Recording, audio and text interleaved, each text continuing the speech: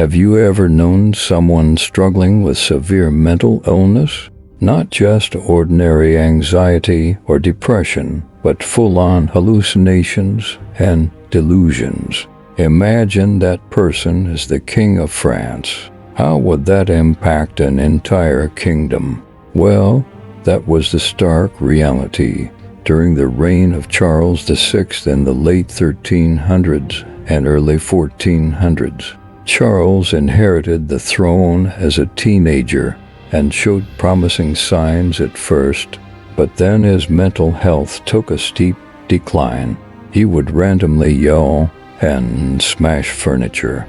He refused to bathe or change clothes for months. Picture the stereotypical crazed medieval king running around in rags, and you've got Charles. During one incident, he killed 4 of his own knights in a fit of madness.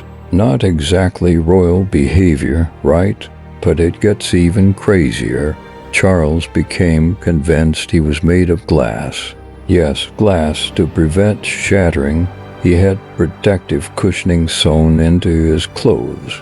Charles spent much time whispering prayers not to break. Can you imagine the poor royal tailors and servants humoring this delusion?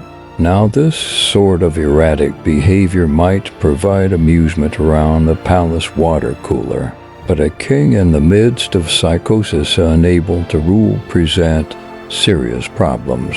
Every decision required Charles' personal approval as absolute monarch, yet the man was in no condition to make any reasonable judgments. While the king wandered hallways wrapped in pillows, the French political elites fought for power. Government halted and factions grew. England recognized France's weakness and invaded, seizing land, while the French king rambled aimlessly. This set the stage for the 100 Years' War between the kingdoms. He also banned certain fashion items and hairstyles, so the elites had to walk on eggshells to avoid execution for their outfit choices. Though mental illness stigma persisted, Charles did receive minimal treatment, including soothing music and readings. But medieval understandings of psychiatric disorders were non-existent, so a national crisis ensued with no real resolution. Charles' condition worsened for decades until he could not even recognize his own family. While we chuckle today at his eccentricities, living under the unstable rule of Charles VI had to be terrifying for the French people. They looked to their monarch for leadership, but found only a fragment of a man trapped in his own mind. Charles' story reveals how much we take sane leadership for granted, and it highlights the suffering endured by those with serious mental health issues, especially in times lacking proper understanding and support.